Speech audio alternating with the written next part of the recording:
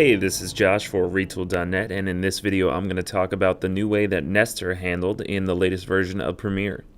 Now, let me show you how nests were handled in CS6 and before, and you can still use nests the same way in the new version of Premiere, but we also have some new options. So first of all, let me show you what I have here. I have two sequences, one I have called Final and the other called Nests.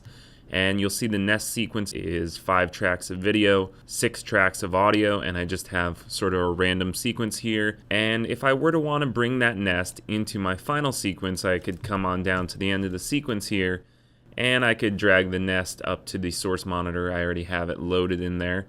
And I could hit the period key to perform an overwrite edit. So that's exactly the same as it was in CS6 and before. So basically what's happening here is that the nest is being treated as a single clip, a single source, and there's really no way to expand upon that. What's different in the new version is the ability to treat a nest as individual source clips. So let me just undo Command Z and show you what I mean. So again, if I have the nest sequence, you'll see that there's 5 tracks of video, 6 tracks of audio. So if I come on over to the final sequence and I click on this button, and this button, when I roll over, it says insert and overwrite sequences as nests or individual clips. So right now you saw it was just set to nests. If I click the button, it'll be set to individual clips. So now you'll see I have a lot more active patches, and you'll even see that I have this little plus icon showing me that basically my source has more tracks than my final sequence does.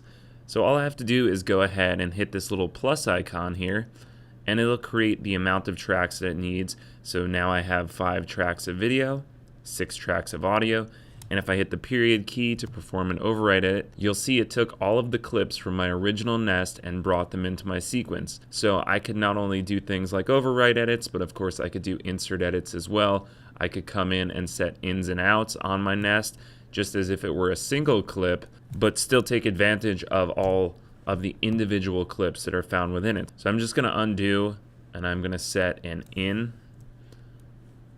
and an out.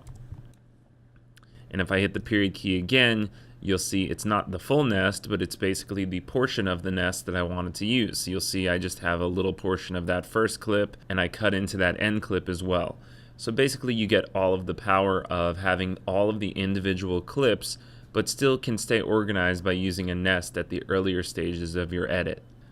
Just as a side note, there is a keyboard shortcut. If I didn't have enough tracks here, you could go to your keyboard shortcuts and you could search for tracks, and you'll see you could set a shortcut to add tracks to match source. I just set a temporary one here of Option Command A. There is no default keyboard shortcut set, but you could set it to whatever you want, and instead of having to click on that little plus button I showed you earlier, you could do this as well.